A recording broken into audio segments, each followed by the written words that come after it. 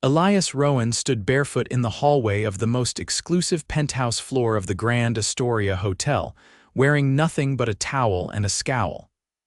"You've got to be kidding me," he muttered, rattling the doorknob again. Locked. He'd stepped out for just a second to grab the breakfast tray, just 1 second, and the heavy hotel door had swung shut behind him like it had been waiting for the opportunity to humiliate him. No phone, no keycard, no clothes, well, unless you counted a towel barely hanging onto his waist. Elias glanced both ways. The hallway was mercifully empty. For now. He was a millionaire, for crying out loud. He owned 2 companies, 1 jet, and a villa in Tuscany, but right now, he couldn't even get into his own hotel room. Footsteps echoed from around the corner. He straightened, gripping the towel tighter. A cart rolled into view, followed by a slender woman in a navy housekeeping uniform. Her dark brown hair was twisted into a bun, a few loose strands framing her face. She looked up, startled, and then her eyes widened. "Oh, She blinked fast, her cheeks reddening. "You're, locked out." "Unfortunately, yes," Elias said, voice dry. "I swear I'm not trying to start a scandal. The door shut behind me while I was getting my breakfast tray." The woman hesitated, then bit her lip, clearly trying not to laugh. "That's unlucky. I've had better mornings." She finally let the smile break through. "I can let you in. I just need to call the front desk to confirm your ID." "Please," he said, tone grateful. "And maybe, don't bring a crowd." She nodded and turned to the phone on her cart. "I'm Kaia Ellison, by the way," she said over her shoulder. "Housekeeping." "Elias," he said. "Elias Rowan." She froze a little at the name. He saw it just a flicker but said nothing. A minute later she returned, keycard in hand. "You're good to go." Elias opened the door, sighing in relief. "You're a lifesaver." "You're welcome," she said, then hesitated again.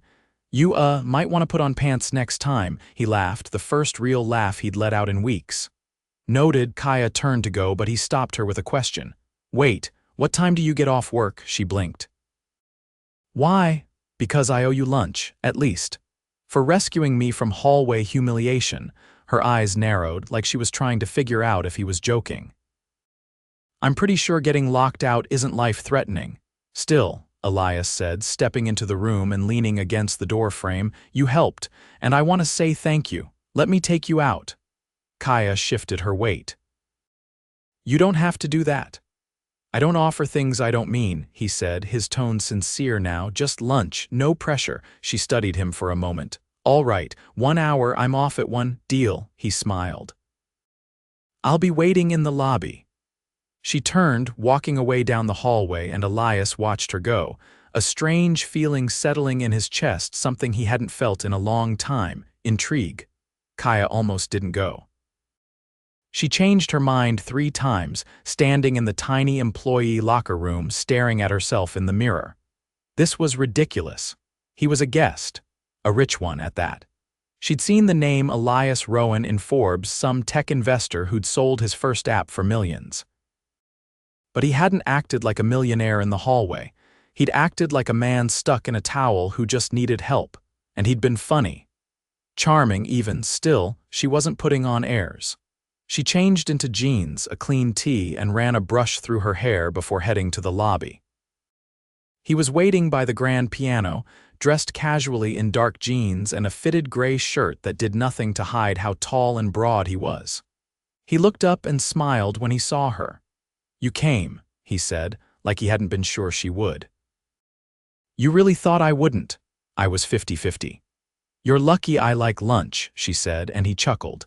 They ended up at a small Italian place a few blocks down, nothing fancy, despite Elias clearly being a man who could afford 5-star everything. He held the door open for her. Pulled out her chair, listened when she talked. Kaia hadn't expected that. He asked about her, where she was from, how long she'd worked at the hotel. She told him she'd moved to the city 2 years ago after her mom passed, that she was saving up to go back to school for design. She didn't usually tell guests that much, but something about him made her feel safe. At ease. When she asked about him, he kept it light, said he worked in tech, traveled a lot. She didn't press. She knew enough to know he probably got grilled about money all the time. But what surprised her most was how normal he was. He wasn't arrogant, he wasn't trying to impress her, he was just Elias. They walked back slowly after lunch, their conversation easy. When they reached the hotel entrance, he turned to her. "Thank you for coming," she smiled. "Thanks for lunch." He hesitated, then said, "Can I see you again?" Kaia paused. "Why?" He blinked. "Sorry." "Why do you want to see me again?" she asked, folding her arms. "You're rich. You could date anyone." Elias looked at her, serious now. "Because you didn't treat me any different once you knew who I was. Because you made me laugh. Because you're honest. And because I want to." Her heart thudded. She'd been lied to before. Used before. But everything in Elias's face told her he meant it. "Okay," she said quietly. "You can see me again." His smile was slow and real. "Tomorrow," she nodded. As she walked back inside, Kaia tried not to grin like an idiot. She didn't know what this was. She didn't know if it would last. But something had changed, and the man who got locked out in a towel. He just might be the beginning of something she never saw coming. The next afternoon, Kaia found herself staring at the elevator doors, trying to figure out how she was supposed to act like this was normal.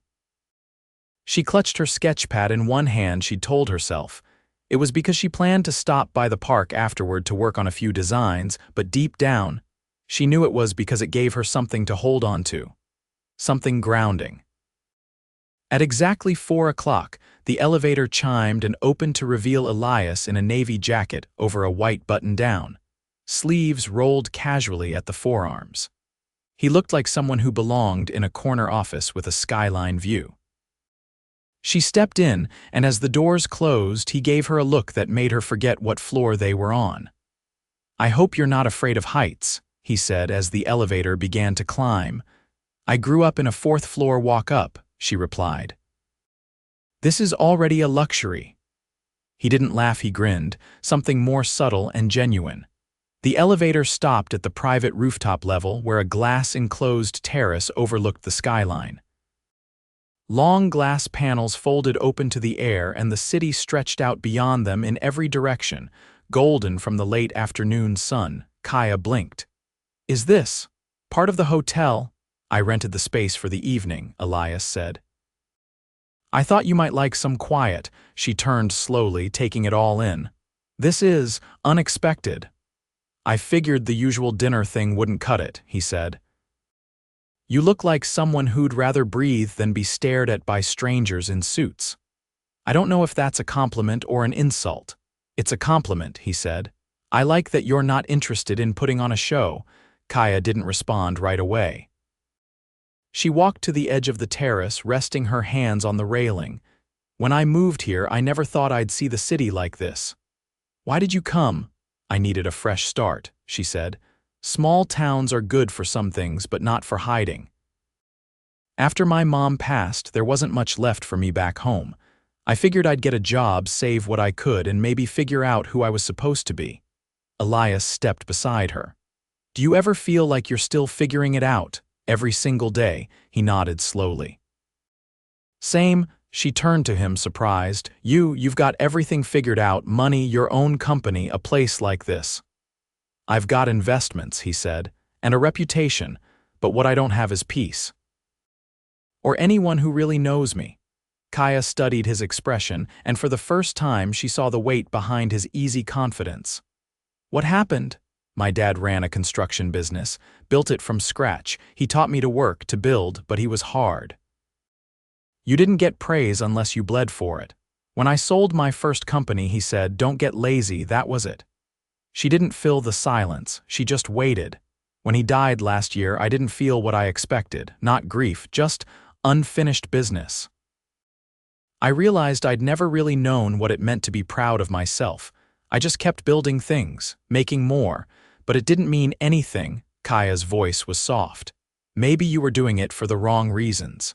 He exhaled a dry laugh. "That's what I'm starting to suspect." After a moment, she changed the subject. "So what now? What are you building next?" He glanced at her, then away again. "Something real, I hope." She looked at him for a long second before saying, "You know, you could have just taken me to a coffee shop and called it a day." "I thought about it," he said. But I didn't want this to feel like a transaction. I don't want to impress you. I want to know you. She didn't answer right away. She stepped back from the railing and sat on one of the cushioned benches under the terrace awning. A breeze lifted her hair off her shoulders, and she set her sketch pad down beside her. You said you came here to figure out who you were supposed to be, he said, sitting across from her. Do you ever let yourself believe you already are? Kaia tilted her head. You talk like someone who's read a lot of books but never let them change him. He grinned again. That's probably true. They sat in silence for a few minutes, the city humming quietly around them. Then Elias leaned forward, elbows on his knees. Tell me something you've never told anyone. Kaia raised an eyebrow. That's a bold request. I'll go first, he said. When I was 13, I used to sneak into my neighbor's garage to play her piano. She didn't even know. I'd wait until she left for work, then climb through the window. You play, he nodded. Not well, but I liked the sound. It felt like the only time my head stopped buzzing. Kaia considered. Then slowly, she said, when I was a kid, I'd draw fake magazine covers. I'd make up stories about designers and runway shows and pretend I was being interviewed. I still have a shoebox full of them. You ever show anyone? No. I was always afraid someone would laugh. I wouldn't. I know, she said, surprised by how much she meant it. The sun dipped lower, casting a bronze glow across the terrace. Elias stood. Come on. I want to show you something. She followed him inside the glass doors and down a private stairwell that led to a small piano lounge. It was empty, save for a baby grand in the corner. Elias walked over, lifted the cover, and sat at the keys. He didn't ask for permission. He just started to play. The notes were simple, uneven in places, but they carried a kind of honesty she hadn't expected. He wasn't trying to be impressive. He was just sharing something he didn't show anyone else. When he finished, he looked up. Your turn. I can't play. I don't mean the piano. Kaia hesitated, then reached into her bag and pulled out her sketch pad. She flipped it open to a half-finished design, an asymmetrical dress with sharp lines and soft folds, sketched in pencil with quick, confident strokes. Elias leaned in. That's beautiful. It's just an idea. It's more than that, he said. You see the world differently. She closed the pad and stood. I should get going. He didn't stop her. He walked with her to the elevator, hands in his pockets. As the doors opened, she turned to him. This isn't normal. I'm not looking for normal. I'm not sure I'm looking for anything at all. I'll wait, he said, if that's what you need. Kaia didn't answer. She stepped into the elevator and faced forward, but as the doors closed, she found herself smiling. And that scared her more than anything. Kaia adjusted the hem of her black shift dress, feeling the unfamiliar glide of silk against her skin. She'd nearly refused the delivery when it arrived at her apartment that morning, a slim white box with a handwritten note tucked beneath the ribbon. Thought this might suit you better than your uniform. Tonight, 7 p.m. E. She hadn't told him where she lived. The realization should have made her uneasy, but it didn't. Not when she opened the box to find a simple, elegant dress, no tags, no logos, just beautiful fabric and flawless stitching. The kind of dress you didn't pick off a rack but had made for someone. The kind of dress meant to make a woman feel like she belonged anywhere. She wore it anyway. When she stepped through the revolving doors of the Grand Astoria, she was met immediately by a driver who escorted her to a black Bentley parked out front. She slid into the back seat, heart pounding, hands in her lap. The driver gave no explanation, just a polite nod before pulling into the city traffic. The car wound through downtown, then across the bridge, veering toward the waterfront. 20 minutes later, it rolled to a stop in front of a private marina. A line of yachts floated in the dark water, their decks glowing with soft amber lighting. Elias was waiting at the end of the dock, dressed in a charcoal suit with no tie, his hair tousled by the wind. I didn't know you had a boat, Kaia said as she approached. I don't, he replied, offering his hand to help her aboard. I have a friend who owes me favors. The yacht was sleek and modern, all clean lines and glass. A long table on the upper deck was set for two. candles flickering in the breeze, delicate plates already arranged with appetizers. A jazz trio played softly in the corner, the melody drifting out over the water. Kaia raised an eyebrow. "You're really committing to this." "I told you," Elias said, pulling out her chair. "I'm not interested in halfway." They ate beneath the stars, the city skyline glittering in the distance. It should have felt surreal too much, too extravagant, but somehow it didn't. Not with the way he looked at her during the silence between courses. Not with the way he asked questions that dug deeper than surface charm. When dessert arrived, a delicate piece of lemon tart, topped with candied violets, Kaia set her fork down and leaned back in her chair. "Why are you doing all this?" she asked. "I told you," Elias said, his voice low. "I want to know you. Knowing me doesn't require lemon tart and a yacht." "No," he said, tapping a finger against the stem of his wine glass. "But it does require showing you that I'm serious." Kaia stared at him. "Most men I've met who have money think it's the only thing they need to offer." "I've met those men," he said. "I'm not one of them." She crossed her arms. "Then what do you want from me?" "I want the truth, even if it's messy, even if it scares me." She didn't answer right away. The wind tousled her hair and she tucked a piece behind her ear. Then, quietly, she said, "I used to think I'd never want to fall in love.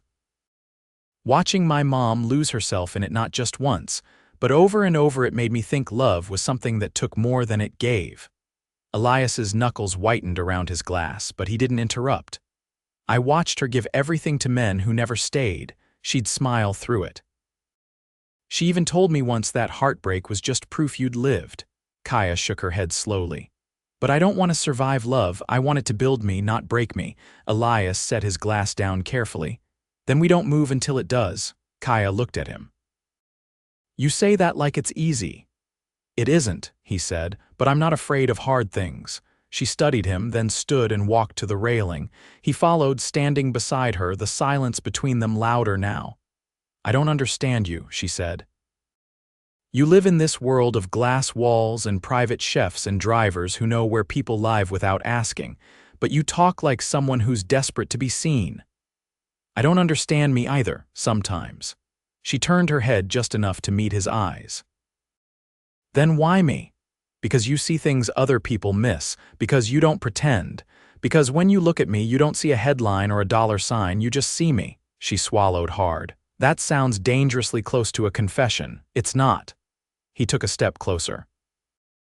"It's a warning." The air between them shifted. He didn't reach for her, didn't touch her, but he was close enough now that she could hear the breath catch in his throat. "I'm not perfect, Kaia," he said, voice rougher now. "I've been selfish. I've made decisions that cost people things they shouldn't have lost, but I'm trying to be better, and I don't want to do it alone." She didn't flinch. "Are you asking me to fix you?" "No," he said. "I'm asking you to believe I can fix myself. If I have a reason." The jazz music faded into a softer melody, and somewhere far off, a bell rang from a passing ferry. Kaia looked back out at the water. "I don't know if I can give you what you're asking. I'd rather have your honesty than anyone else's promises." She let out a slow breath. "Then don't try to impress me. Don't rent yachts or send dresses. Just keep showing up." "I will." She turned to him fully. "And if you disappear, if this turns into another empty gesture, then I'll regret it for the rest of my life." He said it without hesitation, without showmanship. And that more than the view, more than the food or the music, was what made her believe him. She glanced down at the water below, then back at him. "One more thing. Anything? If I ever find out you used a concierge to get my address, I'm going to throw your phone into the ocean." He laughed then, not a polite chuckle, but something real and unguarded. "Fair." Kaia smiled just a little. And for the first time, she didn't feel like she was falling. She felt like she'd landed somewhere she never thought she'd be. The knock came just past midnight. Kaia blinked away sleep as she sat up on her futon, the room still dimly lit by the soft glow of the street lamp outside her window. She hadn't expected anyone, not at this hour, not here. Her phone was silent on the nightstand, no missed calls, no messages. When she opened the door, Elias stood on the other side, his jacket damp from the rain that had started falling sometime after dark. He looked exhausted, but there was something else beneath it, something urgent. "I need to tell you something," he said, voice quieter than usual. She stepped back and let him in. He didn't sit. He paced once, then turned to face her. "Your manager at the hotel called me earlier tonight," he began. "Apparently, someone from the board found out about us. They're not happy." Kaia's brows drew together. "Why would the board care?" "Because I'm buying the Grand Astoria." The words landed with a thud in the center of her chest. "You what?" "I didn't plan to," he said. "Weeks ago, I was approached about acquiring a portfolio of properties. The Astoria was one of them. I hadn't made a decision until you." She folded her arms, her voice calm but cold. "So you bought the hotel I work at?" "I didn't buy it because of you," he said quickly. "But I didn't walk away once I knew you were there either." Kaia stepped back, her fingers curling at her sides.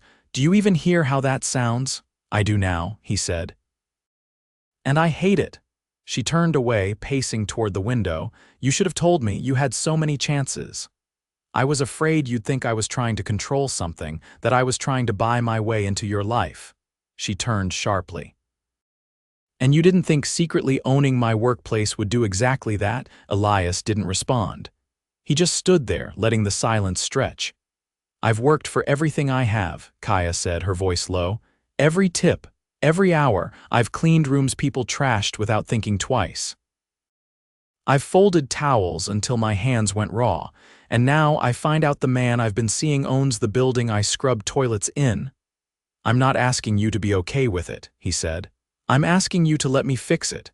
"You can't fix what you break by pretending it never happened," she said. "I'm not pretending," he said, stepping closer. "I'm telling you I made a mistake, a big one. I should have told you the moment I knew it mattered." Kaia's chest tightened. She wanted to scream, to cry, to disappear, but all she did was breathe. "I can't keep doing this," she said. "No," Elias said.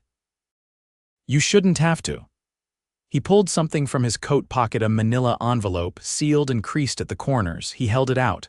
"What is that?" "My withdrawal papers from the acquisition." Kaia stared at him. "I'm walking away," he said. "From the Astoria, from the entire portfolio."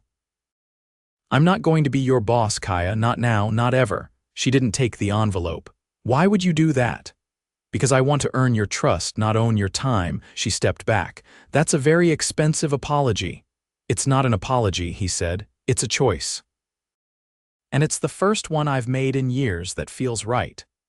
She looked at him, really looked. Rain clung to his hair, his jaw was unshaven, and his eyes were rimmed with the kind of exhaustion that didn't come from lack of sleep, it came from carrying too much for too long. "You gave up millions for me," he shook his head. "I gave up control, that's worth more." Kaia didn't speak. She crossed the room, sat on the edge of her bed, and stared at the floor. He sat across from her, elbows on his knees.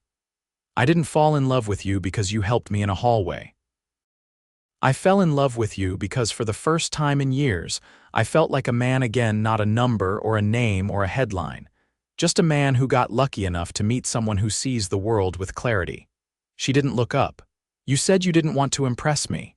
"I still don't," he said. "But I want to be worthy of you." Silence wrapped around them, heavy and full. "Do you remember that dress you sent me?" she asked, his brow furrowed. "Of course." "I kept the ribbon, not the box, just the ribbon," he blinked. "Why?" "Because it reminded me that someone saw me as more than what I'd settled for." Her voice trembled just slightly. "That night I felt like I mattered." Elias leaned forward. "You've always mattered, I just finally caught up to that fact." She looked at him then, no longer angry. "Just tired." "You can't fix everything with grand gestures," he nodded. "I know. But you can start by showing up every day without conditions." "I will." She stared at him, searching for any sign of performance, but there was none, just Elias, rain-soaked, sleepless, and real. She stood and walked to her closet, pulled out the ribbon from the shelf where she'd tucked it, held it between her fingers, then she stepped forward and wrapped it gently around his wrist. "You'll have to earn the rest." His voice was barely audible. "I will." Kaia pressed her forehead to his chest and for the first time let him hold her, not like something fragile but like something he refused to ever let fall. Weeks passed. Kaia didn't quit her job, she didn't need to. Elias had stayed true to his word. He pulled out of the acquisition and never looked back. Instead, he started something new with her. They worked side by side, she sketching, he building. Not a company, not an empire, a foundation. One that began in a hallway with a locked door and a towel and turned into something neither of them had planned for. Elias never bought her another dress. Instead, he built her a studio, sunlight streaming through tall windows, bolts of fabric lining the walls, a single upright piano in the corner. He didn't ask her to move in, she asked him, and when he proposed, it wasn't on a yacht or in a penthouse or with fireworks. It was in their kitchen, late one night, flour on his shirt, her hands deep in dough. He slid the ring across the counter without a word. She laughed, then said yes. Not because he was a millionaire, but because he was Elias, and because in the end, she hadn't fallen for the man with the money. She'd fallen for the man who'd walked away from it for her. Kaia stood in front of the mirror, pinning the final muslin drape onto her mannequin. The studio smelled of fresh linen, pencil shavings, and spring rain drifting in through the cracked window. It had become her sanctuary, and not just because of the natural light or the space to dream, but because of what it represented: choice, growth, freedom.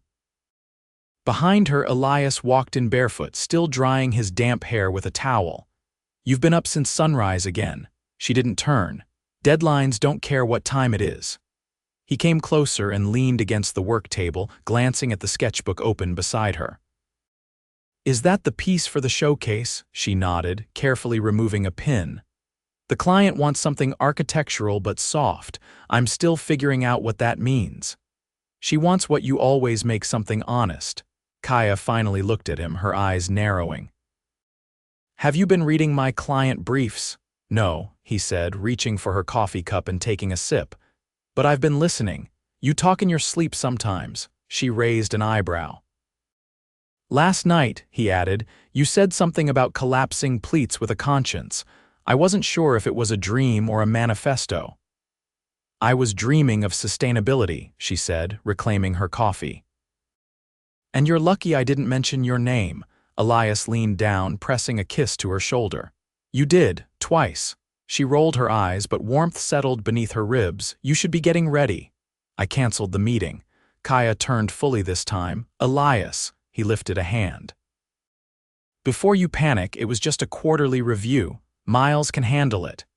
You've been working on that merger for months, and I'll still close it. But today's more important." She folded her arms. "What's today?" He hesitated, then pulled something from his back pocket. A folded piece of paper, slightly wrinkled. When he handed it to her, she unfolded it slowly. It was a letter. Handwritten, "Dear Kaia, I've spent most of my life building walls, companies, systems, reputations. But I didn't realize I'd built them so high I couldn't see over them. Then you walked in, quiet, unimpressed, honest, and everything in me shifted. This isn't a proposal, not yet, it's a promise. I will never ask you to shrink to fit beside me. I will always make room for your ambition, your voice, and your fire. I don't want to be your spotlight. I want to be your mirror, the one that reflects everything you already are. So today, I'm not showing up to boardrooms or signing deals. I'm showing up here with you because this is the only place I want to be." Kaia stared down at the note for a long moment. The paper trembled slightly in her hands. "You wrote this before you even came in here." "I wrote it last week," he said, "but I kept rewriting it, trying to make it perfect." She looked up. "It already is." He stepped forward. "I've spent months trying to prove I could be more than my last name, more than my bank account, but the only time I've ever felt like I succeeded is when I'm with you." Kaia's throat tightened, but she kept her voice steady. "You know, I've always wanted to do this on my own. The studio.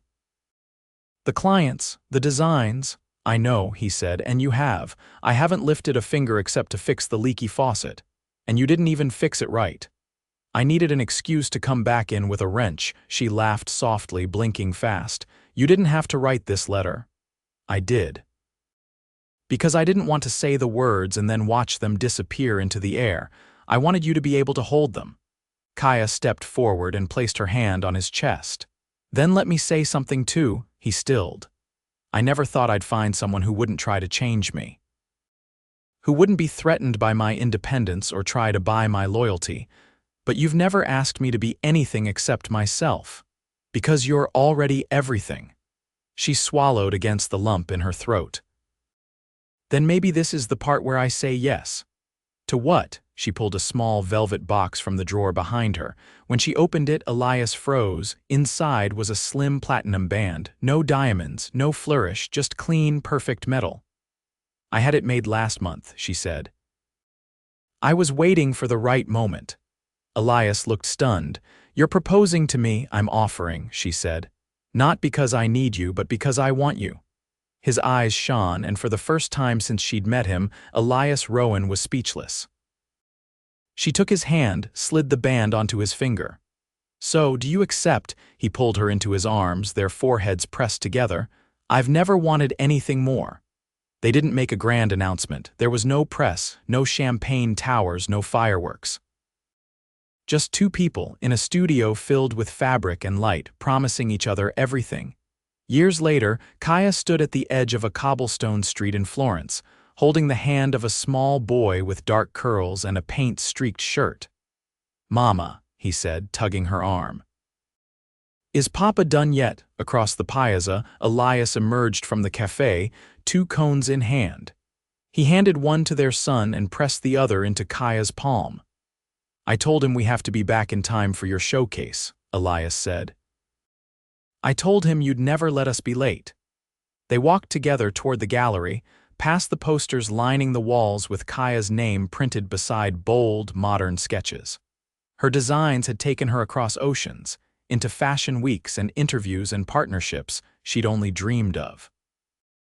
But the place she loved most was still the studio Elias had built, now expanded, filled with interns and fabric rolls and the quiet hum of ambition. Kaia glanced at the ring on his finger, still gleaming. "I don't think I'll ever get used to this," she said. "To what, being this happy?" Elias squeezed her hand. "Then let's never stop being surprised." They kept walking, their son skipping ahead of them, gelato dripping down his chin. And as the sun dipped behind the terracotta roofs of the city, casting everything in gold, Kaia knew she'd found what she never thought existed. A love that never asked her to be less, only more.